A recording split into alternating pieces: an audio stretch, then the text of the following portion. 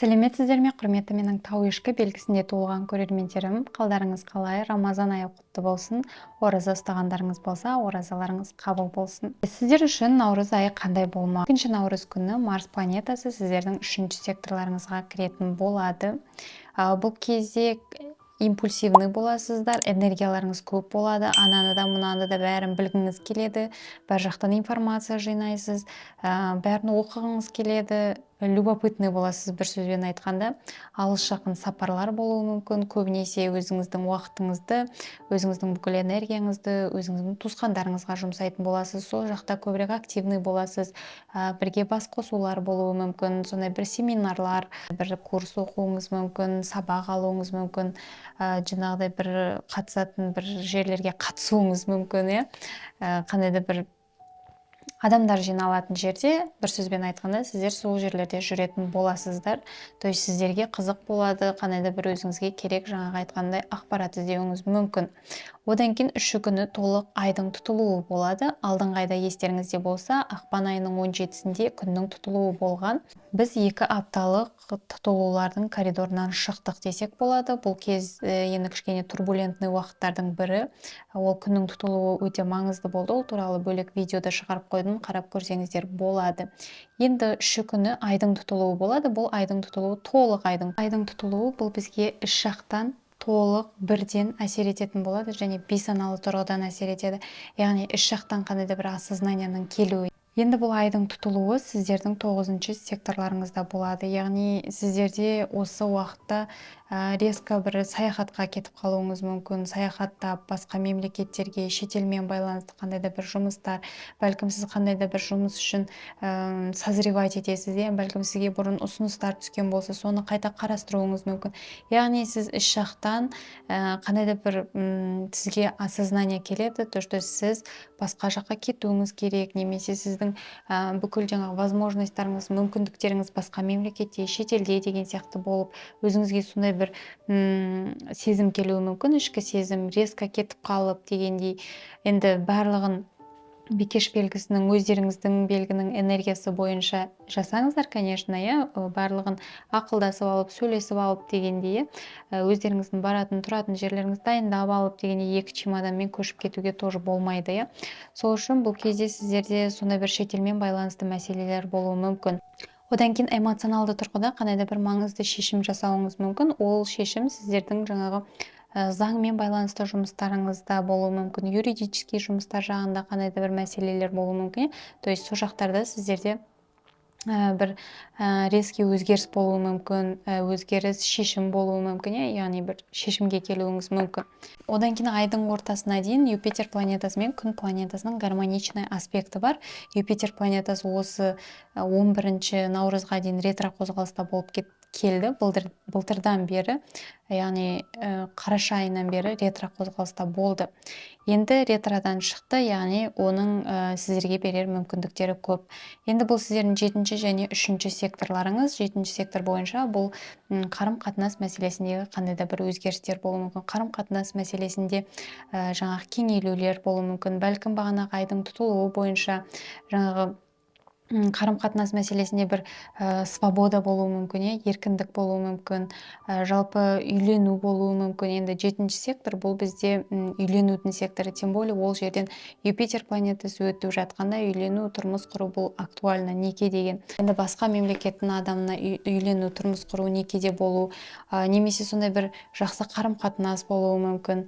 Енді бұл бір сондай басқа мемлекеттің адамы болуы да әбден мүмкін. Одан кейін 7-сі күні Венера планетасы сіздердің 4-ші секторларыңызға кіретін болады. Тоқты белгісіне Венера махаббаттың, ақшаның және бұл комфорттың планетасы.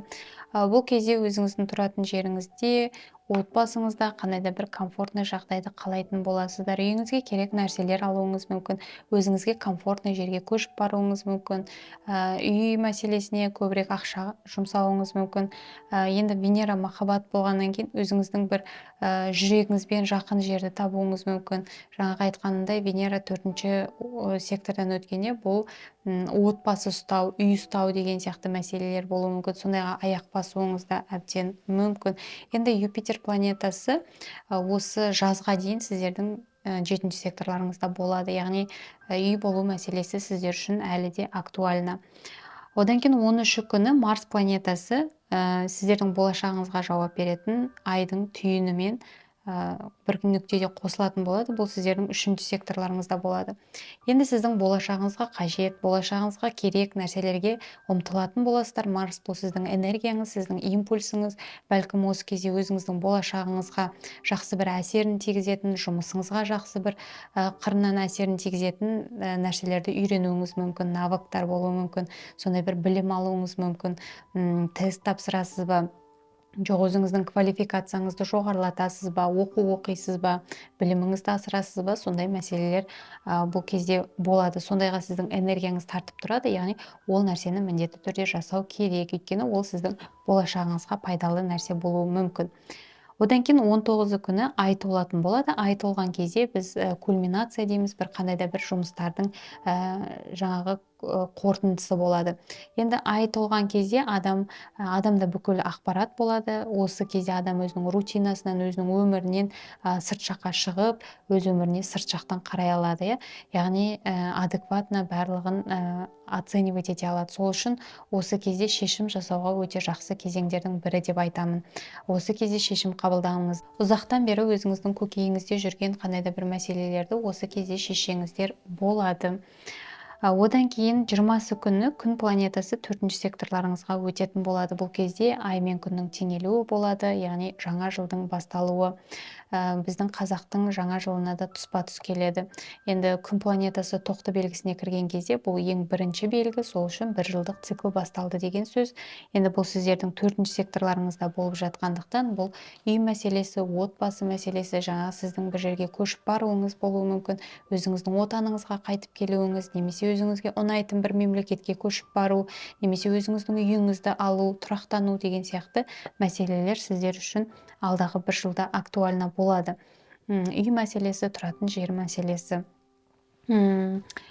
Одан кейін 21 күні бізде Меркурий планетасы ретро қозғалысқа кіретін болады. Меркурий бұл біздің логикамыз, бұл біздің ойлануымыз, басқалармен коммуникация жасауымыз, сонымен қатар ары бері тасымалдау жұмыстары, қағаз жұмыстарының барлығына Меркурий жауап береді.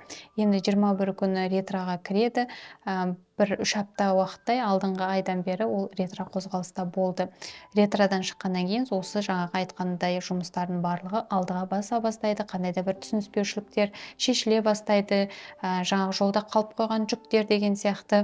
Менде енді өз басымда Меркурий планетасы қатты ойнады, өйткені шынымен де менде тасымалдау жағынан өте қатты проблемалар болды. Жібере алмай, отмена болып деген сияқты, қар жауып кетіп, күн борап кетіп сияқты көп ситуациялар менде болды. Бұдан басқа да істейтін жұмысым бар, сол жұмыстарымда кішкене кептелістер біраз болды. Енді осы Меркурий ретродан шыққан кезде осындай жұмыстардың барлығы жүре бастайды, өзінің жолына түсе бастайды. Одан кейін 22 күні күн планетасы мен Нептун планетасының қосылысы бар. Күн бұл айқындық болса, Нептун бұл тұман, керісінше. Бұл екеуінің қосылысы сіздердің 4-ші секторларыңызда өтетін болады.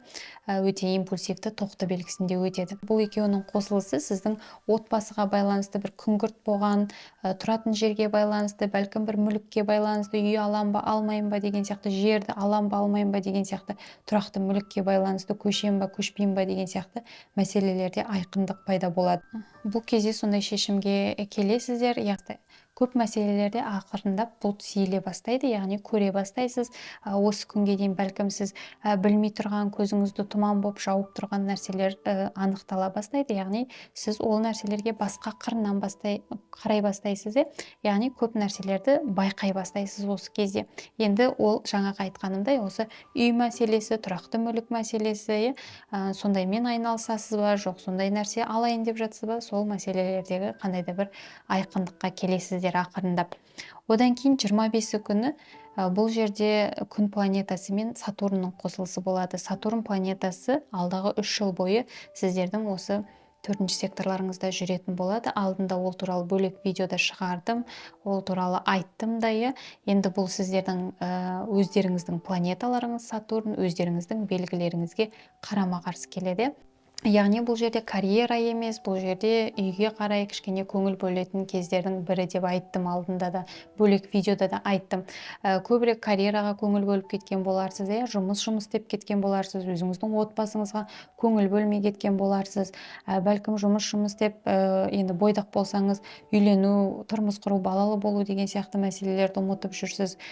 Сондай бір жауапкершілік келеді сізге, өзіңізге ақырындап жауапкершілік ала бастайсыз, өзіңіздің отбасыңыздың жұмыстарына араласа бастайсыз, көбірек соларға көңіл бөле бастайсыз. Сондай мәселелер сіздерде болады. Бәлкім үй керек маған, үй алам деген сияқты бір осознание келеді, жауапкершілік аласыз, табанды боласыз сол жақтарда. Енді тауешкілер бізде көбінесе жұмыс жағына, карьера жағына өте табанды болып келеді. Көбірек жұмыс істейді, жаңағы мақсатына жетпей қоймайтын белгілердің бірі сіздер. Сондықтан осы кезде сіздердің фокустарыңыз енді керісінше қарама-қарсы жаққа ауатын болады. Өзіңіздің бәлкім үлкен әке-шешеңіз бар, немесе ата-енеңіз бар деген сияқты, сол кісілерге көбірек қарауыңыз мүмкін. Бәлкім сол кісілерді қолыңызға аласыз ба, бірге тұрасыз ба, сондай жағдайлар болуы мүмкін. Енді әркімде әртүрлі жағдай өмірінде, барлық адамның өмірі бірдей емес. Сондықтан осы отбасы, ошақ қасы, әке-шешеңіз, үй болу, семья, үй алу деген сияқты, жаңағы бір өзіңіздің отаныңызға көшу деген сияқты, өзіңізге комфортный жерге тұрақтану деген сияқты мәселелер сіздерде актуально болады. Міне тауешкілер, сіздерге арналған астрологиялық жұлдызнамам осындай. Міндетті түрде каналыма тіркеліп, қолдауларыңызды білдіріп, лайктарыңызды басып кетуді ұмытпаңыздар. Бақытты болыңыздар, бай болыңыздар, ең бастысы денсаулықтарыңыз мықты болсын. Келесі кездескенше сау болыңыздар.